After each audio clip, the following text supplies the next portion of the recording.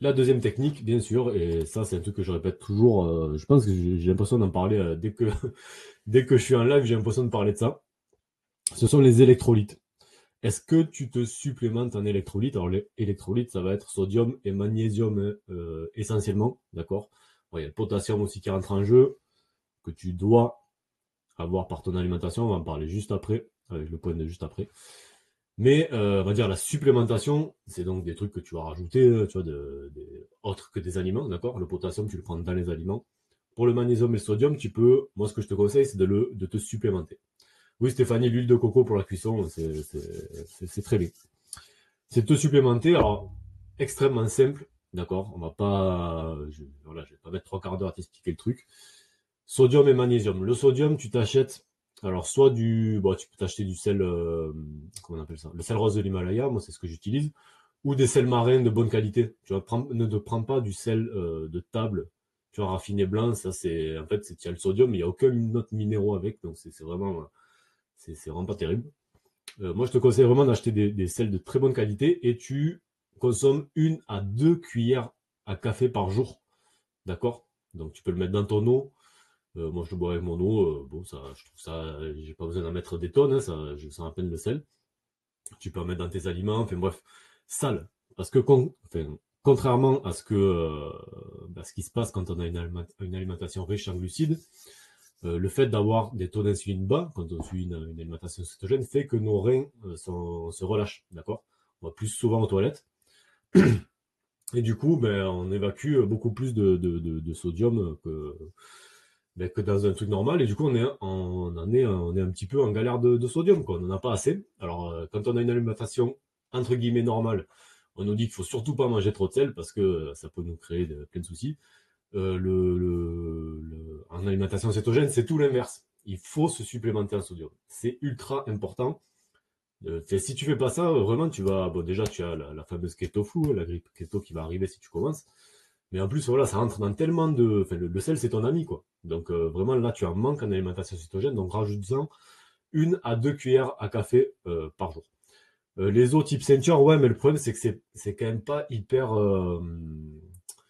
comment dire, c'est pas hyper concentré, quoi. Tu vois, il faut quand même y aller, quoi. Et d'ailleurs, je vais en parler pour le magnésium. Le magnésium, moi, ce que je fais, c'est que je prends 500 mg par jour de magnésium bisglycinate. Tu peux prendre aussi du citrate de magnésium. De ce que j'ai pu voir des différents experts outre-Atlantique, c'est plutôt le glycinate ou le biglycinate qu'il faut utiliser. C'est celui qui est le mieux, on va dire, utilisé par ton corps, d'accord. Moi, je prends 500 mg par jour juste avant d'aller me coucher parce que ben, le magnésium, pareil, on en manque. Même si tu suis pas une alimentation cétogène, il faut te supplémenter en magnésium. C'est un truc dont enfin, la plupart de la population a une carence en magnésium, il faut le savoir. Donc moi, ce que ça fait, c'est que ça m'aide à me détendre, d'accord. Donc puisque le magnésium va avoir un effet de relaxation sur un petit peu sur tout ton corps. Donc du coup, enfin, voilà, je dors comme un bébé. Et c'est très bizarre, tu vois, j'ai passé une période où j'en avais plus. Et je sentais que mon sommeil était bien différent, quoi. Je sais pas, j'avais l'impression de beaucoup moins bien dormir. Donc ça, moi, je t'invite à le faire. Ça rentre aussi en jeu dans différents mécanismes au niveau de ton corps qui vont faire que aussi, ça permet d'avoir un petit peu plus d'énergie. Donc vraiment, euh, voilà, sodium, magnésium, ultra important. Si tu es en carence de ces deux électrolytes, tu as ton énergie qui fait ça, quoi. D'accord. Donc vraiment, je t'invite vraiment à le faire. 1 à 2 cuillères à café de sel. On va dire, ça dépend. Si tu es très sportive, tu vas jusqu'à 2 cuillères à café. Si tu es pas du tout sportive, une devrait suffire. Et moi, alors je prends 500 mg de magnésium par jour. On peut monter jusqu'à 800, je crois. Moi, bon, c'est quand même pas non plus donné, hein, tous ces suppléments. Donc voilà, j'ai pas pris ma petite boîte de magnésium, sinon je vous aurais montré. Alors j'avais testé plusieurs. Franchement, je j'arrive pas vraiment à me dire s'il y en a plusieurs, enfin s'ils sont différents les uns des autres, c'est un petit peu difficile à dire ça. Mais moi, 500 mg avant d'aller dormir, c'est vraiment le top. Ça m'aide bien. Je dors bien, puis du coup, le lendemain, ben, voilà, je suis plus en forme, donc plus d'énergie, etc., etc.